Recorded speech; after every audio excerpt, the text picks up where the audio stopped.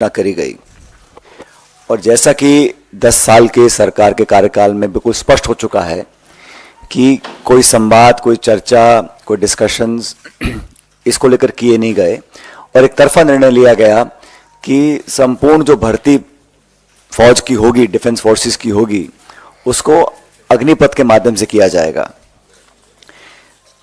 कहा यह गया कि सेना की जो औसत आयु है वो ज़्यादा हो रही है, उसको कम करना है। कहा यह गया कि हम लोगों को अपनी डिफेंस फोर्सेस को मॉडर्नाइज करना है। लेकिन मोटे तौर पर देखने में आया है कि ये जो योजना का क्रियान्वयन किया गया, ये मूलतः पैसा बचाने के लिए किया गया। डिफेंस एक्सपेंडिचर हमारा बढ़ रहा है और कहा जाता है कि अब कल ये परसों कहा गया कि हम डिफेंस एक्सपोर्ट से बहुत पैसा कमा रहे हैं। ये भी कहा गया कि हम आत्मनिर्भर हो रहे हैं, हम इंडिजिनस मैन्युफैक्चरिंग कर रहे हैं। अगर हमारे डिफेंस डिपार्टमेंट को इतनी आमदनी हो रही है और हम लोग इतने सक्षम हो रहे हैं, तो सबसे ज़्यादा महत्वपूर्ण ये होगा कि हमारे जो शौर्यवीर सैनिक हैं उनके जीवन के लिए, उनकी भर्ती के लिए, उनकी नौकरी, पेंशन, परिवार की सुख सुविधाओं के लिए हम लोग संसाधन को जाहिर करें। ये अग्निवीर जो बनने जा रहे हैं, इसका विरोध करने के लिए कांग्रेस पार्टी ने, जब भी ये योजना लॉन्च हुई उसी समय से हम लोगों ने विरोध किया था, क्योंकि हमें लगा कि ये 4 साल की नौकरी देने के बाद सिर्फ 25% लोगों को स्थायी रूप से फौज में भर्ती किया जाएगा और बाकी 75% लोगों को रिलीज कर दिया जाएगा। अभी कहा जा रहा था कि 10% की पैरामिलिट्री जो है आर्म्ड फोर्सेस सीएपीएफ हैं, उसमें उनके लिए आरक्षण दिया गया है। लेकिन जो एक्स सर्विसेजमैन के लिए जो ऑलरेडी रिजर्वेशन है, उसमें सिर्फ 2.49% सरकारी पद भरे गए हैं। जो पूर्व सैनिकों अनाउंस करेंगे कि जो 75% अग्निवीरों को हम छोड़ देंगे, वो कहाँ अब्जॉर्ब होंगे। एक आध राज्य ने किया है, बाकी राज्यों ने किया नहीं। बेसिकली जो लोग 4 साल की नौकरी के बाद एक कम उम्र में रिटायर हो जाएंगे, उनके भविष्य का कुछ पता नहीं, उनको पेंशन भी नहीं मिलेगी, उनको ग्रेच्युटी जो 11 लाख रुपए की दी जा रही है, उसका भी जो आधा पैसा है उनकी तनख्वाह से कट रहा है। तो कहीं ना कहीं ये कॉस्ट कटिंग के चक्कर में हम लोग अपनी सेना की भर्ती की जो प्रक्रिया है उससे खिलवाड़ कर रहे हैं। सबसे महत्वपूर्ण बात यह है, जिसके बारे में आपको दीपेंद्र जी बताएंगे, जो राज्य ऐसे हैं जहां सबसे ज्यादा भर्तियां होती हैं, जहां लोग बहुत चाव से, शौक से और एक मातृभूमि की रक्षा करने की भावना से सालों तक प्रशिक्षण करते हैं, तैयारियां करते हैं और एक गांव में माहौल होता है कि हम फौज की भर्ती की तैयारी कर रहे हैं। ऐसे लगभग 2.25 लाख लोग हैं जिनको आपने भर्ती दी लेकिन ज्वाइन नहीं कराया। उन्होंने बहुत लंबे समय से वो धरना देने अपनी मांग को रख रहे हैं। हम लोग कहना चाहते हैं कि अगर ये भारत सरकार G20 पे 4100 करोड़ रुपए खर्च कर सकती है, प्रधानमंत्री के हवाई जहाज के लिए 8400 करोड़ खर्च कर सकती है, सेंट्रल विस्ता प्रोजेक्ट के लिए 20,000 करोड़ खर्च कर सकती है और इस पर सरकारी इश्तिहारों के लिए 6,500 करोड़ खर्च कर सकते हैं, तो मैं मानता हूं कि हम लोग सिर्फ पैसा बचाने के लिए अपनी भर्ती की पूरी प्रक्रिया से खिलवाड़ करें, यह भविष्य के लिए, हमारी आंतरिक सुरक्षा के लिए, हमारे भारत की इंटेग्रिटी, सिक्योरिटी के लिए कहीं ना कहीं चैलेंज बन सकता है। तो हम तो आग्रह करेंगे कि लोगों को नौकरी दी जाए जिन्होंने सारी परीक्षाएं पास करी थी, लेकिन अग्निवीर के माध्यम से, अग्निपथ योजना के माध्यम से जो बहुत बड़ा खिलवाड़ हो रहा है, देखिए भारत की जो सेना है उसके शौर्य को, उसके पराक्रम को, उसकी मेहनत और जाबाजी जो हमारे सैनिकों के पास है, उसका कोई सानी नहीं है। We are one of the finest fighting forces in the world. Our armies and our defence forces are second to none, but their valour, their strength and their dedication to the nation should be regarded and respected for future generations. And we all feel that by compromising on the process of recruitment of the armed forces, it may not argue well for our future and for the families of those people who have willingly dedicated their lives to the service of the nation. तो मुझे लगता है कि ये सरकार ने बहुत जल्दबाजी में किया है, हम लोग इसका विरोध करते हैं। और अभी जो राष्ट्रीय अध्यक्ष खड़गे जी हैं, मल्लिकार्जुन खड़गे साहब, उन्होंने राष्ट्रपति जी को चिट्ठी लिखी है जिसके बारे में आपको अभी बताया जाएगा। लेकिन हमें मानते हैं कि जो भर्ती की प्रक्रिया है उसको बहुत गैर जिम्मेदाराना तरीके से इस सरकार ने डील किया है और खुद जो सेना के अध्यक्ष रह चुके हैं, बड़े बड़े पदों पर रह चुके हैं, उन कई लोगों ने इस पर अपनी आपत्ति जाहिर करी है। तो कांग्रेस पार्टी उन नौजवानों के साथ है जो भविष्य में सेना के अंदर अपना भविष्य देखते हैं, उन सब लोगों के साथ हैं जो हमारी वर्दी पहनकर सरहदों पर खड़े होकर देश की रक्षा करते हैं। लेकिन भारत सरकार को इस प्रकार की स्कीम नहीं लानी चाहिए थी, हम इसके विरोध में हैं। और सबसे पहले हमारी मांग ये रहेगी कि जिन लगभग पौने 2 लाख लोग ऐसे हैं जिन्होंने सारी परीक्षाएं पास करी थी, उनको सरकार ने अभी तक ज्वाइन नहीं कराया है।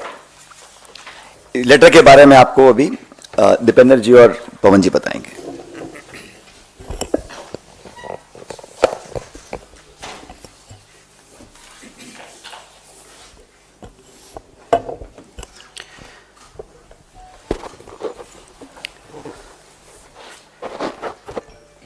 जैसा कि अभी आपको हमारे साथी सचिन जी ने बताया, अग्निपथ योजना के बारे में हमारी क्या कांग्रेस पार्टी का क्या स्टैंड रहा है। शुरू से हमारी मांग रही है कि इसको वापस लिया जाए और पक्की भर्ती शुरू की जाए। और दूसरा, कोविड के दौरान और उससे पहले कई भर्तियां ऐसी थी जो पूरी हो चुकी थी, पूर्ण फौज की भर्तियां। 1.5 लाख नौजवानों को फौज में भर्ती किया गया था, उनका फिजिकल, सारी वेरिफिकेशन टेस्ट सब कुछ पूरा हो चुका था, ज्वाइनिंग शेष बाकी थी। लेकिन जब ये अग्निपथ योजना आई तो वो 1.5 लाख जो पक्की भर्ती में सरकार द्वारा चयनित नौजवान थे, उनकी ज्वाइनिंग पे प्रश्न चिन्ह लग गया। आज तक वो दर दर की ठोकरें खा रहे हैं। जंतर मंतर पे धरना बहुत लंबे समय से चल रहा है, मैं स्वयं कई बार उस धरने में गया हूं। 1.5 लाख ऐसे बच्चे हैं। ये हमारे कांग्रेस पार्टी के पूर्व अध्यक्ष राहुल गांधी जी से मिले और राहुल गांधी जी ने तुरंत इनकी बात को अच्छी तरीके से उठाने का काम किया। और कांग्रेस पार्टी तभी से हम इनकी बात को देश की सरकार के सामने हम लोग रख रहे हैं। आज जैसा कि अभी बताया था सचिन जी ने, ये लेटर हमारे कांग्रेस के अध्यक्ष श्री मल्लिकार्जुन खड़गे जी ने ये लेटर राष्ट्रपति जी, महामहिम राष्ट्रपति जी के नाम, और उनसे ये आग्रह कि इन 1.5 लाख चयनित फौजियों को, आपकी सरकार और आपकी फौज द्वारा चयनित फौजियों को ज्वाइनिंग मिले। और हम इनके संघर्ष में इनके साथ हैं और जब तक इनकी ज्वाइनिंग नहीं होगी ये लड़ाई हम लड़ने का काम करेंगे। अग्निपथ योजना को लेकर हम सरकार से सबसे पहले मैं सवाल पूछना चाहता हूं आपके माध्यम से कि ये योजना लाई जाए, ये किसकी मांग थी? आखिर किसकी मांग पे अग्निपथ योजना आई? ये निश्चित तौर से देश की फौज की मांग नहीं हो सकती, क्योंकि ये देश की फौज देश का एकमात्र ऐसा संस्थान जिस पे हर देशवासी को गर्व है। देश के गौरवमय इतिहास में पार्टियां सरकारों में अंदर बाहर होती है, सत्ता में कोई रहता है कोई नहीं रहता, लेकिन देश की फौज एक ऐसी हमारी जिसने हमेशा देश के तिरंगा को ऊपर रखने का काम किया। चाहे वो 1971 की पाकिस्तान के साथ युद्ध हो, इंदिरा जी प्रधानमंत्री थी, लेकिन हमारी देश की फौज, भारतवर्ष की जीत हुई, पाकिस्तान के 2 टुकड़े हुए। और चाहे वो करगिल का युद्ध हो जिसमें पाकिस्तान के शीश को झुकाने का हमने काम किया हो, चाहे उस समय प्रधानमंत्री वाजपेयी जी हो, सरकार में कौन सी पार्टी रहती है उसके से ऊपर ये फौज थी। ये राजनीतिक बातों से ऊपर हमारी देश की फौज हमेशा रही है और देश को हमेशा अपनी फौज पे गौरव रहा है। और देश तो फौज में बदलाव की जरूरत क्यों आई, मैं सरकार से पूछना चाहता हूं। ना तो देश के नौजवान ने मांग करी, वो देश का नौजवान जो सुबह 4-5 बजे उठकर अपने खेत से निकलता है, स्टेडियम में खेत में दंड बैठक करके रेस लगाता है, तैयारी करता है, देशभक्ति का भाव जिसके दिल में कूट कूट के भरा है, ना तो उस नौजवान ने मांग करी, ना देश की फौज की तरफ से कोई मांग उठी। तो देश के हमारे general, former chief of army staff general MM Naravane ji ने कहा कि ये एकदम से आश्चर्यचकित करने वाला फैसला था। ना किसी राजनीतिक दल ने मांग करी। मैं सवाल पूछना चाहता हूं, ना घोषणा पत्र में था किसी राजनीतिक दल के, ना इतने वर्षों में मांग आई कि देश की फौज की चयन प्रक्रिया बदली जाए। जिस फौज पे हमें गर्व था, जिस फौज ने बार बार दुश्मन को का शीश झुकाने का काम किया था, हमेशा हमारे झंडे तिरंगे को ऊंचा रखने का काम किया था, उसकी भर्ती प्रक्रिया बदली जाए। हम सरकार से पूछना चाहते हैं ये ऐसा फैसला आपने क्यों लिया, और इस फैसले के अब दुष्परिणाम देश के सामने आने लगे। पहला दुष्परिणाम, जैसा कि हमने आपत्ति इस पे करी कि 4 साल के बाद बिना पेंशन घर वापस आ जाएगा, तो कहां जाएगा? जिस पर कैलाश विजयवर्गीय जी का बयान आया कि ऐसे नौजवानों को भाजपा कार्यालय के द्वार पे चौकीदार की हम नौकरी देंगे। मैं बता देना चाहता हूं भारतीय जनता पार्टी वालों को, ये देशभक्ति का भाव, आप देश की फौज पे राजनीति करना चाहते हैं, लेकिन देश की फौज में जो नौजवान जाता है जिस देशभक्ति के भाव से, वो आपके कार्यालय के बाहर 4 साल के बाद आकर चौकीदार के भाव बनने के भाव से नहीं वो जाता, वो देश के लिए सर्वोच्च निछावर करने की बात का अपने मन में सोच के जाता है। हमने कहा कि 4 साल बाद क्या होगा, और दुष्परिणाम सामने आए। ये पहले पता था कि बिना पेंशन के वापस आ जाएगा। प्रधानमंत्री जी ने रेवाड़ी में, हरियाणा में आकर 2014 का अपना चुनाव प्रचार का अभियान शुरू किया था और कहा था 1 रैंक 1 पेंशन हम देंगे, नो रैंक नो पेंशन, बिना पेंशन के वापस आ गया। लेकिन उसके साथ साथ दुष्परिणाम, अभी शहीद में फर्क नहीं किया जाता, दुश्मन की गोली में फर्क नहीं किया जाता, और जो जवान अपनी छाती अड़ाए दुश्मन की गोली में के आगे, उसकी छाती में फर्क नहीं हो सकता। लेकिन इनने कर दिया। अग्निवीर को शहीद का दर्जा नहीं मिलेगा, पेंशन नहीं मिलेगी जो शहीद होगा अग्निवीर, ग्रेचुइटी नहीं, मेडिकल जो है मेडिकल फैसिलिटीज पे आश्रित पत्नी बच्चे माता पिता को नहीं मिलेगी, कैंटीन फैसिलिटी नहीं मिलेगी, रिटायरमेंट के बाद ग्रेचुइटी नहीं मिलेगी, मेडिकल फैसिलिटीज नहीं मिलेंगी, पेंशन नहीं मिलेगी, कैंटीन फैसिलिटी नहीं मिलेगी, पूर्व सैनिक का दर्जा पूर्णतः नहीं मिलेगा, और इस सर्विस के दौरान डियरनेस अलाउंस नहीं मिलेगा, केवल लमसम तनख्वाह मिलेगी, यानी कि कॉन्ट्रैक्चुअल। लमसम तनख्वाह का मतलब यह है कि भाई ये कॉन्ट्रैक्चुअल फौज की मांग कहां से आई, हमारा मानना है ये हमारी मांग है, सरकार जवाब दे। उसके बाद एक और इसमें एक पहलू, देश की फौज को, जो सशक्त हमारी फौज थी, उसमें कैसे क्या असर होगा दूरगामी, इसका उसका दुष्परिणाम सामने आ रहा है। जहां 60 से 65 हजार की भर्ती हर साल होती थी, वहां 45 हजार अग्निवीर लिए गए पिछले वर्ष। इस अगर भर्ती की रफ्तार को इसी रेट से आगे बढ़ाया जाएगा तो 14 लाख की हमारी फौज घटकर 8 लाख की फौज हो जाएगी 10 वर्ष के अंदर। तो देश की फौज पे दुष्परिणाम सामने आ रहे हैं, और जो भर्ती किए जा रहे हैं नौजवान, उनका क्या मनोबल रहेगा, इसका अंदाजा इस बात से लगाया जा सकता है कि बहुत से जो ट्रेनी थे अग्निवीर, वो ट्रेनिंग छोड़ के वापस आ गए। तो फौज का क्या मनोबल रहेगा, उसका दूरगामी प्रभाव देश की फौज पे, देश की सीमा सुरक्षा पे क्या असर पड़ेगा, इस बात को लेकर हमारे को चिंता है। और बहुत से ऐसे प्रदेश जैसे हरियाणा प्रदेश, हमारे प्रदेश में नौजवानों के दिलों में जज्बा, देशभक्ति का जज्बा, देश के लिए सर्वोच्च निछावर करने का जज्बा, सुबह उठ के कड़ी परिश्रम, मेहनत, प्रैक्टिस, दंड बैठक, रेस अपने गांव में, अपने शहर कस्बे में जो नौजवान लगाता था कि देश के तिरंगे में लिपट के अगर मेरा शरीर कभी शहीद होकर अगर वापस आए तो वो मेरे लिए गौरव का विषय होगा। उस देश में, उस प्रदेश हरियाणा जैसे प्रदेश में जहां हर साल आजादी के बाद से 2019 तक 5,500 की हमारी पक्की भर्ती होती थी, आज वो पिछले वर्ष केवल 964 अग्निवीर लिए गए, जिसमें से 722 वापस आ जाएंगे, केवल 210 के करीब पक्के किए जाएंगे। कहां 5,500 की पक्की भर्ती है जैसा हरियाणा जैसे प्रदेश में, और कहां केवल 210 की पक्की भर्ती प्रति वर्ष। ये कितना, मैं समझता हूं कि जहां हमारा नौजवान देश की सीमाओं पे जाकर अपनी जान हथेली पे रख के देश का सुरक्षा करता था, आज वो डंकी के रास्ते दूसरे देशों की सीमाओं पे गैर कानूनी इलीगल इमिग्रेशन के माध्यम से उन सीमाओं के अंदर जाकर वहां पे मजदूरी करने के लिए मजबूर हो रहा है। देश में सबसे ज्यादा बेरोजगारी हो गई हरियाणा में, कहीं अपराध की बात आ रही है, तो स्थिति है।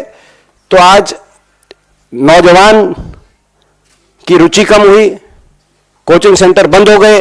हरियाणा, राजस्थान, उत्तराखंड, हिमाचल जैसे प्रदेशों में कोचिंग सेंटर जो फौज के होते थे, बड़े बड़े कोचिंग सेंटर बंद हो गए। तो रुचि कम हुई नौजवान की, उसके लिए कौन जिम्मेदार है? जो भेद किया जा रहा है अग्निवीरों में और जो पक्की भर्ती किए गए, उसके लिए कौन जिम्मेदार है? फौज की जो कमी आई, उसके लिए कौन जिम्मेदार है? देश की रक्षा सुरक्षा के लिए ये जो बात हुई, इसके लिए कौन जिम्मेदार है? मैं समझता हूं कि फौज पे राजनीति कर कर आप राष्ट्र की बात नहीं कर सकते, राष्ट्र हित की बात नहीं कर सकते। फौज को अगर कोई फैसला आपका फौज को कमजोर करने का काम करता है, तो आप राष्ट्रभक्त या देशभक्त होने की अपनी बात नहीं कह सकते। और इसीलिए हमारी मांग है, अग्निपथ योजना वापस ली जाए, पक्की भर्ती दोबारा से शुरू की जाए, और इन 1.5 लाख जो भर्ती के तहत नौजवान भर्ती किए गए थे भारतीय सेना द्वारा, जिनको ज्वाइनिंग नहीं मिली, इनको तुरंत ज्वाइनिंग मिले। इन दोनों मांगों को लेकर कांग्रेस पार्टी संघर्षरत है। हमने राहुल गांधी जी के नेतृत्व में एक जय जवान अभियान कांग्रेस पार्टी ने उसका बिगुल फूंका है, जिसकी गूंज देश के कोने कोने में सुनाई दे रही है, आने वाले समय में और सुनाई देगी। और इस संघर्ष के रास्ते पे हम रहेंगे, और यदि कांग्रेस पार्टी को अवसर मिलेगा देश में, तो हम ये पक्की भर्ती दोबारा शुरू कराएंगे, देश की फौज पे जो गौरव था उसको दोबारा बनाएंगे, और इन 1.5 लाख नौजवानों को भी नियुक्ति फौज में दिलाएंगे। तो आपने सुना कि कैसे जवान और किसान दोनों के साथ जो शोषण दोनों का हो रहा है, इन्हीं किसानों के परिवारों के बच्चे हमारी फौज में जवान बनते हैं, और दोनों की जो स्थिति है आपको जंतर मंतर पे भी दिख रही है, सड़कों पर दिख रही है, दिल्ली की सीमाओं पर दिख रही है। इसी कड़ी में युवा न्याय के लिए जो कदम राहुल जी ने उठाया, खड़गे साहब ने उठाया, वो अभी हमने आपके साथ साझा किया। आपके सवाल।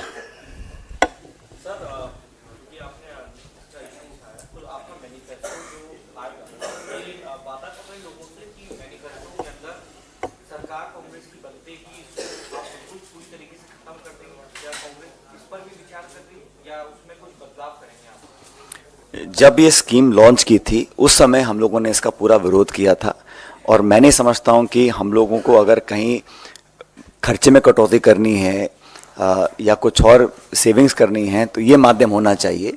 हमें लगता है कि अग्निवीर, जो जैसा दीपेंद्र जी ने कहा, अग्निपथ जो योजना है, हम नहीं समझते हैं कि ये एक सकारात्मक कदम है, और इसको रोल बैक कर कर हम जो पक्की भर्तियां होती थी फौज के अंदर उसको दोबारा चालू करने की बात रखेंगे। और मैं समझता हूं इस बात को हम अपने मैनिफेस्टो में भी पूर्ण तरह स्पष्ट तरीके से रखेंगे। सरकार की ओर से कहा जाता है कि एमएसपी देंगे किसानों को, तो आर्थिक जो चीजें हैं वो बिगड़ जाएंगी। अग्निवीर योजना लाई गई है, अग्निपथ योजना, उसमें भी उनको लगता है कि आर्थिक तौर पर दिक्कतें हैं। तो क्या वो आर्थिक मकड़जाल आप लोग सुलझा लेंगे? और ये दोनों चीजें, ये आर्थिक मकड़जाल बनाया गया है ना, ये पहले तो था नहीं। और आर्थिक मकड़जाल से निकलने के लिए आपकी प्राथमिकता क्या होनी चाहिए? पहली प्राथमिकता होनी चाहिए कि हमारे देश की अखंडता सुरक्षा के लिए जो सेना हमारी है और जो बहुत बेहतर काम कर रही थी उसको मॉडर्नाइज करना है, उसकी एवरेज आयु कम करनी है, उसके और बहुत सारे तरीके हैं। लेकिन मैं नहीं मानता हूं कि इसको इस प्रकार से करना चाहिए था, क्योंकि इससे पूरी रिक्रूटमेंट, पार्शियल रिक्रूटमेंट होता, कुछ समय के लिए होता, लेकिन सारी रिक्रूटमेंट बंद करने के बाद, और आप ये बोल रहे हैं कि अग्निवीर बनने के लिए लाखों लोग लाइन लगा रहे हैं। अरे कोविड टाइम भर्ती हुई नहीं बिल्कुल, और इस देश में जो इतनी रिकॉर्ड अनएम्प्लॉयमेंट है उसको लेकर नौजवान क्या करें? विकल्प क्या उनके पास?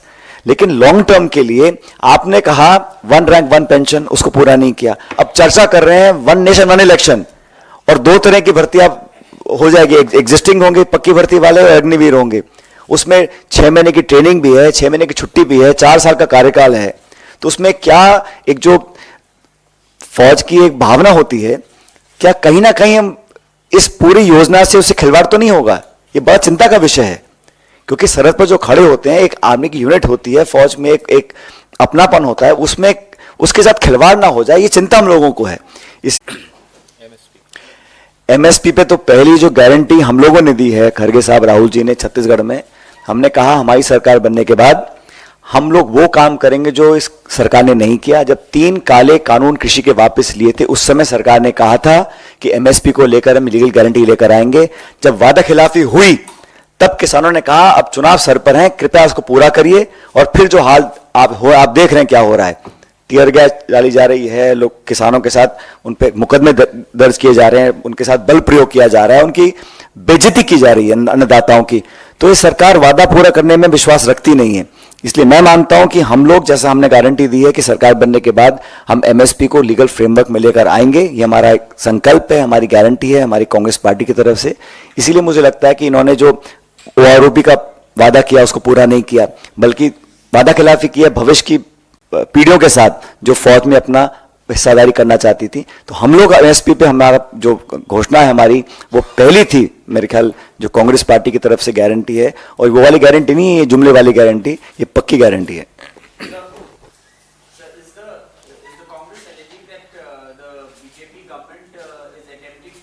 It is creating two systems of individuals in the armed forces, which is not a good idea. I think it is being done in a very ad hoc fashion without much thought given into the future prospects of how the army will function. We believe that the old system was much better. Therefore, we in the Congress party believe that the Agnipath program is not a positive development, and we will certainly go back to the old form of recruitment for the armed forces when people vote us back. 2 lakh छात्र हैं जिन्होंने पास किया है, सरकार ने तो साफ से मना कर दिया। प्रेस कॉन्फ्रेंस में पहले मना कर दिया कि उसकी बहाली जो भी बहाली हुई अग्निपथ स्कीम के तहत हुई। क्या उनको आप लोग आश्वासन देंगे कि आपकी सरकार आती है? बोला ना दीपेंद्र जी ने 100%। वो तो बोल दिया। बोल तो दिया ही था। सचिन जी एक सवाल इधर से।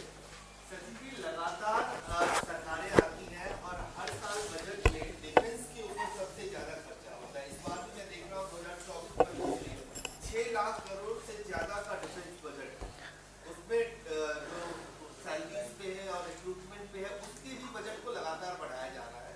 बावजूद इसके रिक्रूटमेंट में ये अग्निवीर जैसा स्कीम सरकार क्यों ला रही है? क्या जो डिफेंस इक्विपमेंट इंफ्रास्ट्रक्चर है उसके ऊपर ज्यादा पैसा खर्च किया जा रहा है और ह्यूमन रिसोर्स घटाती जा रही है? देखिए, डिफेंस के ऊपर हमेशा भारत की जो भी सरकारें आई हैं उन्होंने हमेशा उसमें इजाफा ही किया है, कोई कमी नहीं करी है। और मुझे लगता है कि देश की पहली प्राथमिकता हमारी डिफेंस का होना चाहिए, क्योंकि बजट का बहुत ज़्यादा डिटेलिंग नहीं आती है। लेकिन अब देखो, जैसे जो पहले तनख्वाह थी लगभग 60,000 रुपये की थी, अब अग्निवीर जो होगा उसको मिलेंगे 45,000 रुपये, तो वो कटौती की है। मैं नहीं समझता हूँ कि ये कटौती जो हम कर रहे हैं ये बहुत ज़्यादा लाभदायक होगी। डिफेंस का अगर बजट हमें और बढ़ाना भी पड़े तो हर सरकार बढ़ाती है, लेकिन मुझे लगता है कि हम लोग अगर भविष्य के जो रिक्रूटमेंट्स होंगे अगर सारी इस प्रकार होंगी तो उसमें एक तरह से भेदभाव हो जाता है। और फिर 4 साल के बाद जो नौकरी करके बाहर आएगा नौजवान, उसके लिए जो भविष्य की एम्प्लॉयमेंट है वो बहुत क्वेश्चनेबल हो जाती है। अभी कहा कि 10% जो सीएपीएफ है उसमें रिजर्वेशंस की जाएंगी, वो गवर्नमेंट ऑर्डर है, उसकी कोई स्टैट्यूटरी कोई लेजिस्लेटिव बैकिंग नहीं है, वो कल रिवर्स कर सकते हैं उसको। और फिर कहा अलग अलग स्टेट गवर्नमेंट स्टेट पुलिस में रिक्रूटमेंट देंगी, कितनी स्टेट गवर्नमेंट्स ने ऐसा अनाउंस किया है। और जो एक्स सर्विसमैन के लिए रिजर्वेशंस थी उसमें से 2.5% वैकेंसी भरी गई हैं। तो इतिहास गवाह है कि जो एक्स सर्विसमैन होते हैं उनको उनका ड्यू नहीं मिलता। और अब आप हर 4 साल में एक बहुत लंबी लिस्ट बना रहे हैं एक्स सर्विसमैन की। और आर्मी के अंदर भी मुझे लगता है कि जो पहला प्रोसेस रिक्रूटमेंट का चलता था उससे आपत्ति किसी को नहीं थी। एक बहुत अच्छी हमारी we are one of the best armies in the world. तो उसके साथ इतना टिंकरिंग करना और मूलभूत परिवर्तन करके पूरी रिक्रूटमेंट बदल देना उसके खिलाफ है। इसलिए अग्निवीर को रोल बैक करना चाहिए, अग्निपथ योजना को। जब बीजेपी से पूछा जाता है कि आप एमएसपी कब देंगे तो वो कहते हैं कि कांग्रेस ये बताए कि जब उनकी सरकार इतने साल थी उस वक्त उन्होंने एमएसपी क्यों नहीं दी, और आज वो कह रहे हैं खाली ये जुमला है, वादा कर रहे हैं, झूठा वादा है। देखिए जहाँ तक जब 10 वर्ष का यूपीए का कार्यकाल था उसमें कितनी एमएसपी पे वृद्धि हुई और भाजपा में कितनी वृद्धि हुई, इसकी विस्तृत जानकारी बार बार मैंने सदन में भी दी और आपको भी दी है। लगभग एमएसपी गेहूं, धान, तिलहन, अलग अलग तरह की पल्सेस, अगर आप एवरेज औसतन देखें तो यूपीए कार्यकाल में लगभग 100% उसमें वृद्धि हुई एमएसपी में। और अभी की आप देखें इन 10 वर्ष में तो 30 से 40% वृद्धि हुई। किसान की आमदनी दुगने की बात थी, किसान की एमएसपी को बढ़ाने का दर आधे से भी कम करने का कोई इस सरकार का किसानों को कोई बात नहीं कही गई थी। किसानों के साथ धोखा हुआ है, एमएसपी उस रफ्तार से बढ़ाई नहीं गई, ना जो है किसान की आमदनी दुगनी हुई, किसान पे कर्ज दुगना हुआ। 9 लाख करोड़ से बढ़कर 23.8 लाख करोड़ का कर्जा देश के किसान पे इस सरकार के कार्यकाल में जो आज कर्ज के बोझ के तले किसान दबा है। और ना ही कोई कर्ज माफी हुई, जो जैसे हमारे समय कर्ज माफी हुई थी यूपीए सरकार के समय में, तो ना तो कोई व्यापक कर्ज माफी का कोई योजना सरकार लेके आई, ना उस रूप से एमएसपी को बढ़ाकर किसान को देने का काम किया। तो किसानों की ये जो मांग है एमएसपी को लेके जायज मांग है। हम सरकार से कहना चाहते हैं बार बार, किसानों के साथ आप ही ने वायदा किया था किसान आंदोलन में, सरकार बैठे किसान के साथ और बातचीत के माध्यम से तुरंत देश के किसान को एमएसपी पे जो आपके द्वारा की गई एक वायदा था कि उस पे कानून बनेगा, उस वायदे को सरकार बातचीत के माध्यम से पूरा करे और इसका समाधान करे।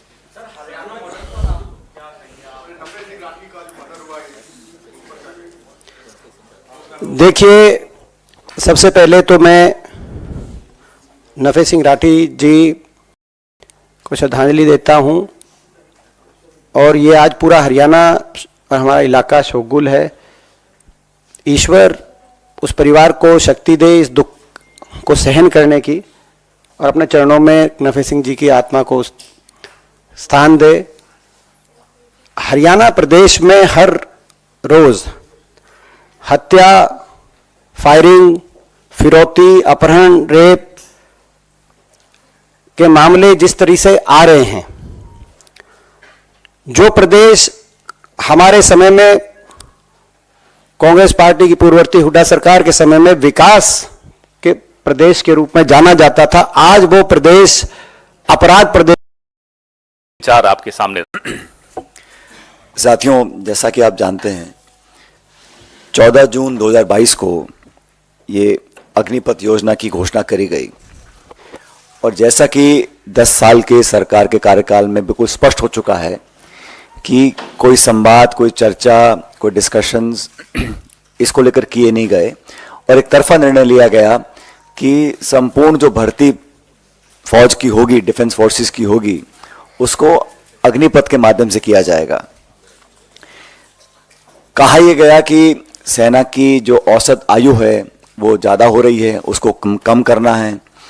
कहा यह गया कि हम लोगों को अपनी डिफेंस फोर्सेस को मॉडर्नाइज करना है। लेकिन मोटे तौर पर देखने में आया है कि ये जो योजना का क्रियान्वयन किया गया, ये मूलतः पैसा बचाने के लिए किया गया। डिफेंस एक्सपेंडिचर हमारा बढ़ रहा है, और कहा जाता है कि अब कल ये परसों कहा गया कि हम डिफेंस एक्सपोर्ट से बहुत पैसा कमा रहे हैं।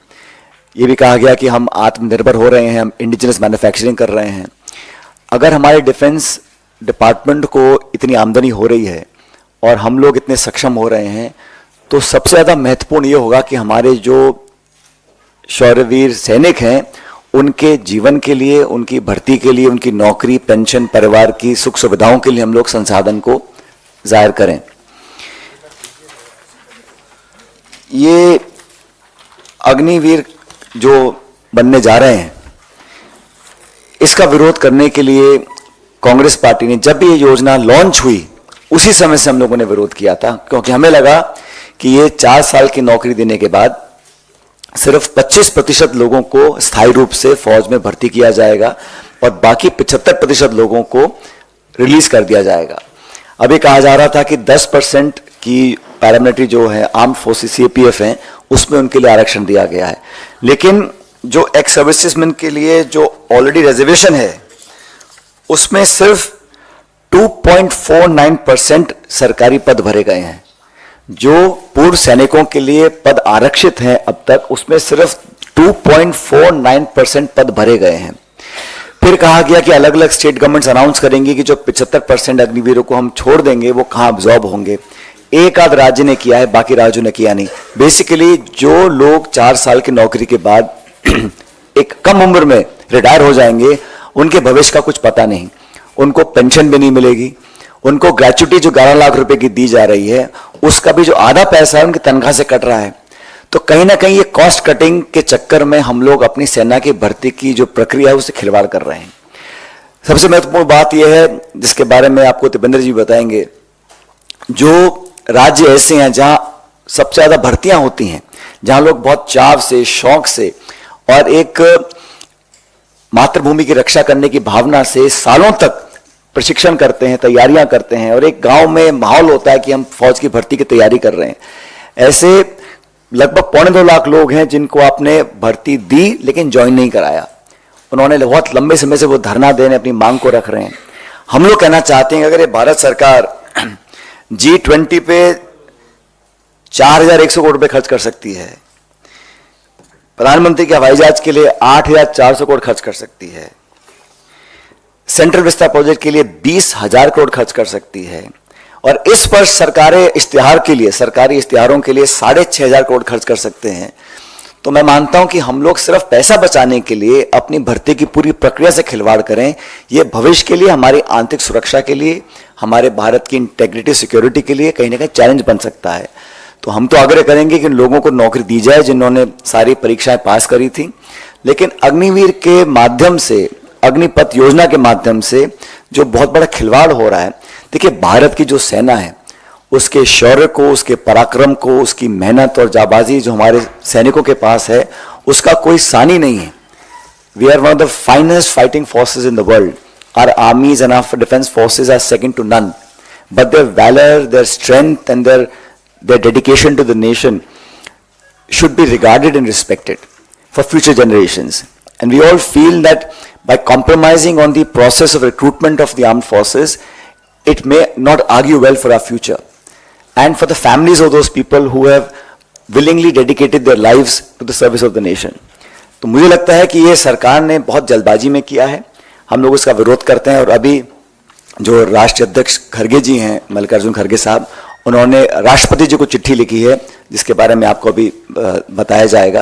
लेकिन हमें मानते हैं कि जो भर्ती की प्रक्रिया है उसको बहुत गैर जिम्मेदाराना तरीके से इस सरकार ने डील किया है, और खुद जो सेना के अध्यक्ष रह चुके हैं, बड़े बड़े पदों पर रह चुके हैं, उन कई लोगों ने इस पर अपनी आपत्ति जाहिर करी है। तो कांग्रेस पार्टी उन नौजवानों के साथ है जो भविष्य में सेना के अंदर अपना भविष्य देखते हैं, उन सब लोगों के साथ है जो हमारी वर्दी पहनकर सरहदों पर खड़े होकर देश की रक्षा करते हैं। लेकिन भारत सरकार को इस प्रकार की स्कीम नहीं लानी चाहिए थी, हम इसके विरोध में हैं। और सबसे पहले हमारी मांग ये रहेगी कि जिन लगभग 2.25 लाख लोग ऐसे हैं जिन्होंने सारी परीक्षाएं पास करी थी, उनको सरकार ने अभी तक ज्वाइन नहीं कराया है।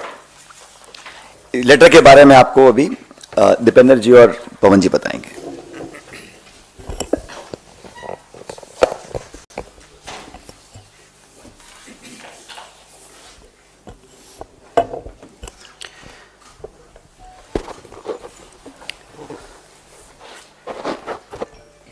जैसा कि अभी आपको हमारे साथी सचिन जी ने बताया अग्निपथ योजना के बारे में, हमारी क्या कांग्रेस पार्टी का क्या स्टैंड रहा है शुरू से, हमारी मांग रही है कि इसको वापस लिया जाए और पक्की भर्ती शुरू की जाए। और दूसरा, कोविड के दौरान और उससे पहले कई भर्तियां ऐसी थी जो पूरी हो चुकी थी, पूर्ण फौज की भर्तियां। 1.5 लाख नौजवानों को फौज में भर्ती किया गया था, उनका फिजिकल, सारी वेरिफिकेशन टेस्ट सब कुछ पूरा हो चुका था, ज्वाइनिंग शेष बाकी थी। लेकिन जब ये अग्निपथ योजना आई तो वो 1.5 लाख जो पक्की भर्ती में सरकार द्वारा चयनित नौजवान थे, उनकी ज्वाइनिंग पे प्रश्न चिन्ह लग गया। आज तक वो दर दर की ठोकरें खा रहे हैं। जंतर मंतर पे धरना बहुत लंबे समय से चल रहा है, मैं स्वयं कई बार उस धरने में गया हूं। 1.5 लाख ऐसे बच्चे हैं। ये हमारे कांग्रेस पार्टी के पूर्व अध्यक्ष राहुल गांधी जी से मिले और राहुल गांधी जी ने तुरंत इनकी बात को अच्छी तरीके से उठाने का काम किया, और कांग्रेस पार्टी तभी से हम इनकी बात को देश की सरकार के सामने हम लोग रख रहे हैं। आज जैसा कि अभी बताया था सचिन जी ने, ये लेटर हमारे कांग्रेस के अध्यक्ष श्री मल्लिकार्जुन खड़गे जी ने ये लेटर राष्ट्रपति जी, महामहिम राष्ट्रपति जी के नाम, और उनसे ये आग्रह कि इन 1.5 लाख चयनित फौजियों को आपकी सरकार और आपकी फौज द्वारा चयनित फौजियों को ज्वाइनिंग मिले